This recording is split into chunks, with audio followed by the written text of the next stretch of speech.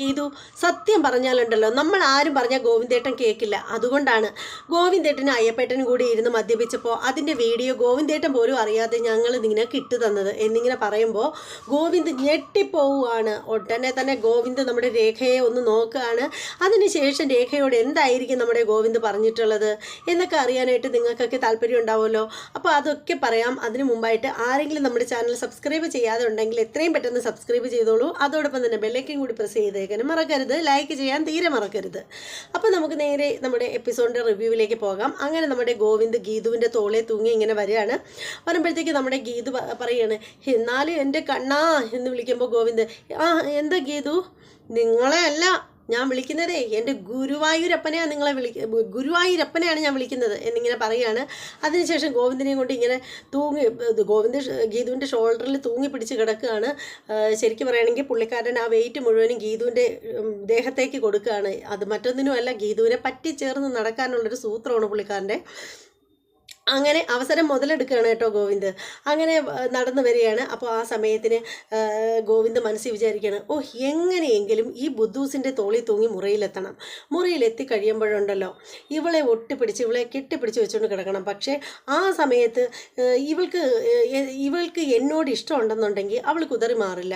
ഇനി അഥവാ അവൾക്ക് എന്നോട് വലിയ താല്പര്യമൊന്നും ഇല്ല എന്നുണ്ടെങ്കിൽ ചിലപ്പോൾ അവളെൻ്റെ ചികിടത്തോർണം പൊട്ടിക്കുമായിരിക്കും. പക്ഷേ മദ്യത്തിൻ്റെ ലഹരിയിൽ എനിക്കൊന്നും ഓർമ്മയില്ലെന്ന് പറയാം. എനിക്കതൊക്കെ ഓർമ്മയുണ്ടെന്നുള്ള കാര്യം ഞാൻ മാത്രം അറിഞ്ഞാൽ മതിയല്ലോ. എന്തായാലും അതൊന്നും അവൾ മറ്റാരോടും ചെന്ന് പറയാനൊന്നും പോകുന്നില്ല എന്നിങ്ങനെ ഗോവിന്ദ് മനസ്സിൽ വിചാരിക്കുകയാണ്. അങ്ങനെ നമ്മുടെ ഗീതുവിൻ്റെ തോളെ തൂങ്ങി ഇങ്ങനെ പോകുന്ന കൂട്ടത്തിൽ ഗോവിന്ദ് മനസ്സിൽ വിചാരിക്കുകയാണ്, ഇന്ന് പറ്റുമെങ്കിൽ എങ്ങനെയെങ്കിലും ശാന്തി മുഹൂർത്തം ഇന്ന് തന്നെ നടത്തണം എന്നൊക്കെ പറഞ്ഞിട്ട് പുള്ളിക്കാരൻ മനസ്സിൽ വിചാരിച്ച് പോവുകയാണ്. അപ്പോഴത്തേക്ക് നമ്മുടെ ഹാളിൽ എത്തുമ്പോഴത്തേക്ക് അവിടെ രേഖയും രഞ്ജുവും കൂടി വരികയാണ്. അപ്പോൾ നമ്മുടെ രേഖ പറയാണ്, ആഹാ ഗീതു, ഇത് ഞങ്ങൾ മനഃപൂർവ്വം തന്നെ ചെയ്തത്. അയ്യപ്പേട്ടനും ഗോവിന്ദേട്ടനും കൂടി കുടിക്കുന്ന കണ്ടപ്പോഴത്തേക്ക് ഞാൻ തന്നെയാണ് രഞ്ജുവിനോട് പറഞ്ഞത് വീഡിയോ എടുത്ത് നിനക്ക് അയച്ചു തരാൻ. നീ വിചാരിച്ചാൽ മാത്രമേ ഗോവിന്ദേട്ടനെ നിലയ്ക്ക് നിർത്താൻ പറ്റുള്ളൂ ഗീതു എന്നിങ്ങനെ രേഖ പറയുമ്പോൾ ഗോവിന്ദ് ഇങ്ങനെ രേഖയെ ഒന്ന് നോക്കുകയാണ്. എന്നിട്ട് ഗോവിന്ദ് ഇങ്ങനെ മനസ്സിൽ പറയാണ്, ഒറ്റയ്ക്ക് വഴി തെളിയിച്ച് വന്ന ഇവളെന്നെ ഈ വിധം ട്രാപ്പിലാക്കിയതിന് കാരണം ഇവളൊരുത്തിയാണല്ലേ എന്നിങ്ങനെ മനസ്സിൽ വിചാരിക്കുകയാണ്. അപ്പോൾ നമ്മുടെ ഗീതു പറയാണ്, ഞാൻ ഒറ്റയ്ക്ക് കഷ്ടപ്പെട്ട ഈ കള്ളുവണ്ടിയെ ഇവിടെ വരെ എത്തിച്ചത്. ഇനി ഇതിനെ എങ്ങനെ മേലോട്ട് കൊണ്ടുപോകും? എന്നെക്കൊണ്ട് പറ്റില്ല ഈ മനുഷ്യനെ ഇനി മുകളിൽ എത്തിക്കാനായിട്ട് സ്റ്റെപ്പ് കയറി. അപ്പോൾ ഉടനെ രേഖ പറയാണ്, എൻ്റെ ഗീതു, നീ അതോർത്ത് വിഷമിക്കേണ്ട, ഈ കൊട്ടേഷനെ ഞാൻ ഏറ്റെടുത്തോളാം.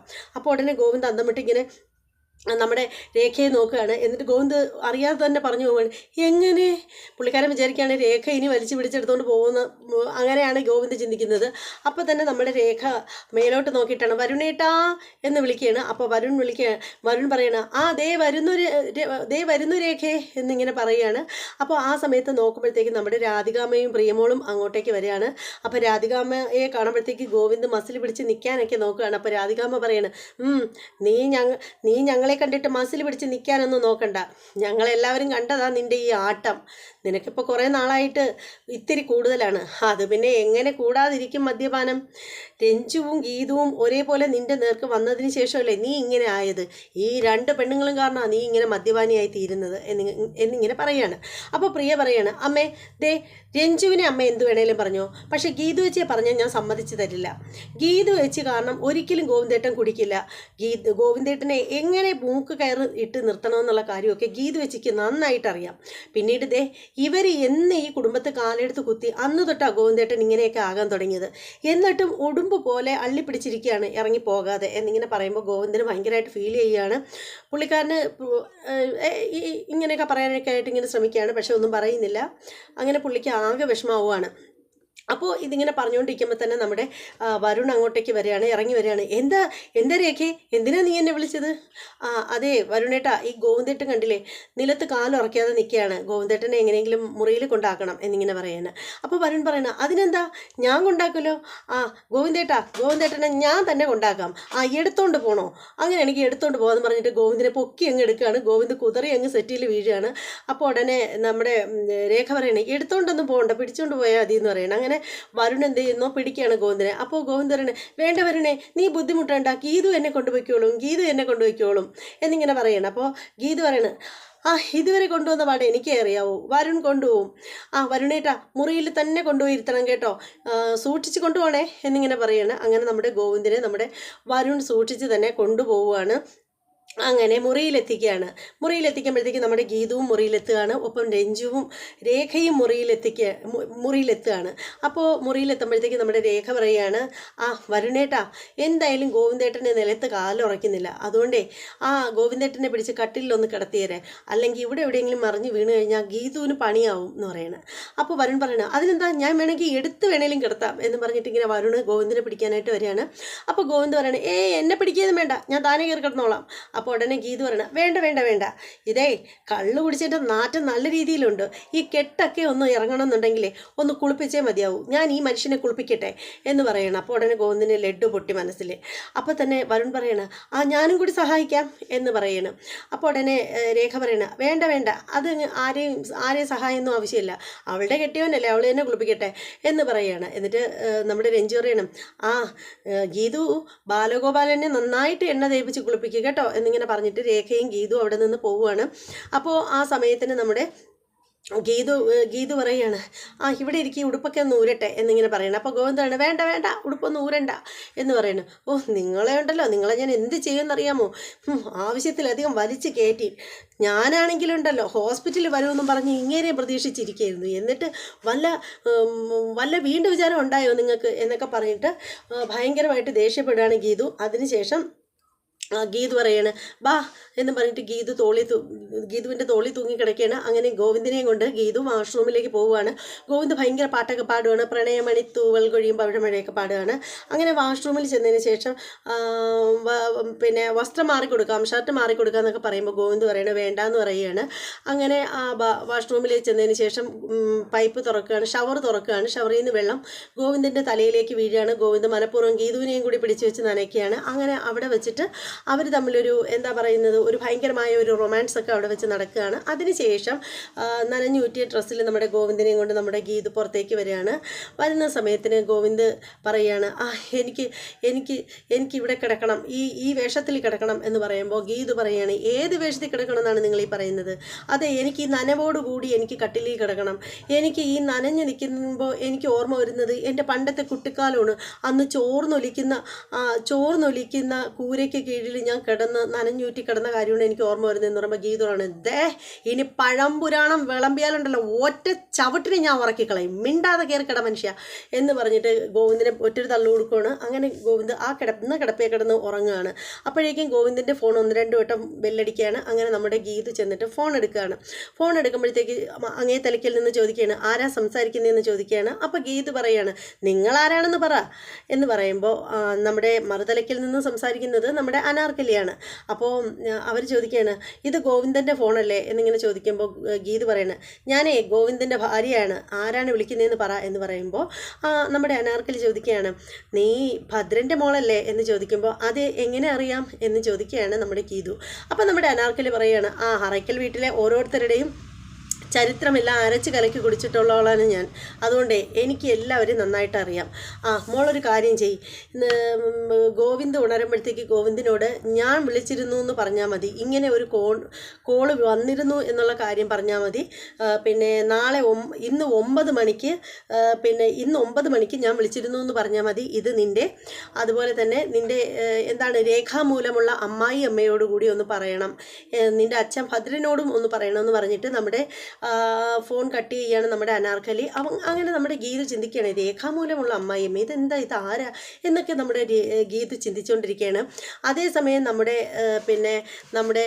വരുണാണെങ്കിൽ ഫസ്റ്റ് നൈറ്റിനായിട്ട് ഒരുങ്ങി റെഡി ആയിട്ടിരിക്കുകയാണ്. മുറിയൊക്കെ പൂവൊക്കെ വെച്ചിട്ട് അലങ്കരിച്ചിരിക്കുകയാണ്. എന്നിട്ട് രേഖയോട് പറയുകയാണ്, രേഖ ഇന്നാണ് നമ്മുടെ ആദ്യരാത്രി എന്നിങ്ങനെ പറയുകയാണ്. അപ്പോൾ രേഖ അന്തം വിട്ട് പോവുകയാണ്. രേഖയ്ക്ക് മനസ്സിലാവുകയാണ് ഇതൊരു ട്രാപ്പാണ് എന്നുള്ള കാര്യം നമ്മുടെ രേഖയ്ക്ക് മനസ്സിലാവുകയാണ്. കാരണം രേഖ താഴേക്ക് ഇറങ്ങിയിട്ട് നോക്കുമ്പോൾ വരുണിൻ്റെ മുഖഭാവമൊക്കെ മാറി നിൽക്കുകയാണ്.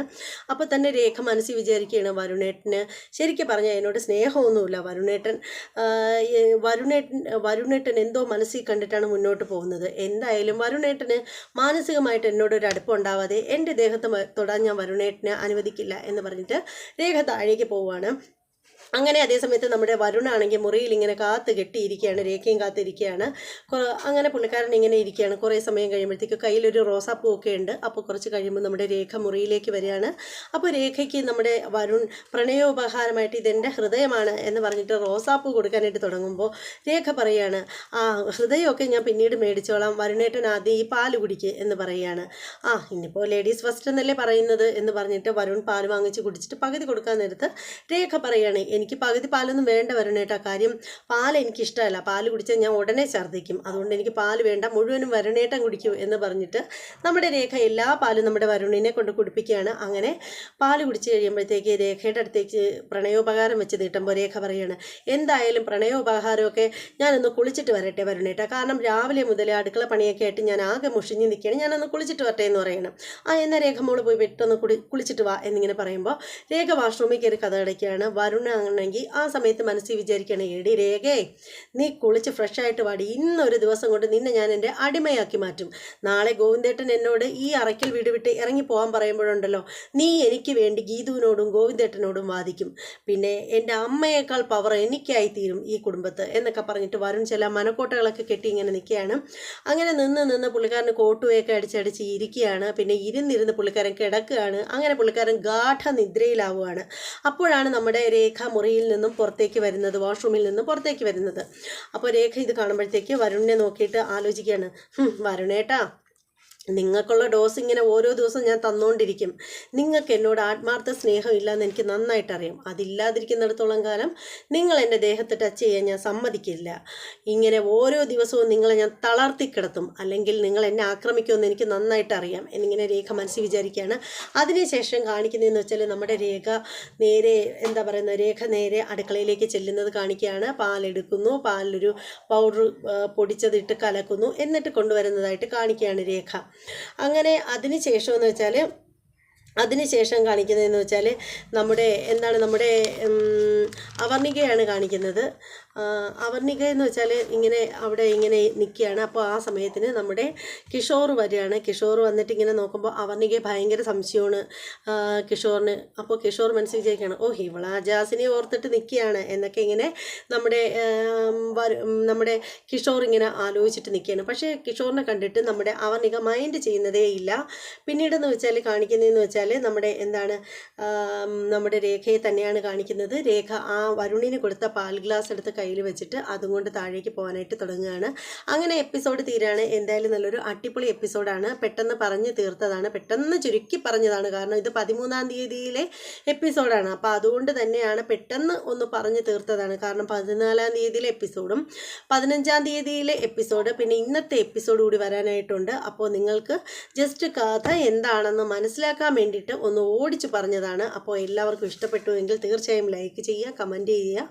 ഇനി ഇതിൻ്റെ ഇന്നലത്തെ എപ്പിസോഡിൻ്റെ, അതായത് 15-ാം തീയതിയിലെ എപ്പിസോഡിൻ്റെ, ഇത് 14-ാം തീയതിയിലെ എപ്പിസോഡാട്ടോ, 13-ാം തീയതി അല്ല, ഇത് 14-ാം തീയതിയിലെ എപ്പിസോഡാണ്. ഇനി 15-ാം തീയതിയിലെ എപ്പിസോഡ്, ഇന്നലത്തെ എപ്പിസോഡുമായിട്ട് ഉടനെ വരും. അതുവരെ എല്ലാവർക്കും ബായ്.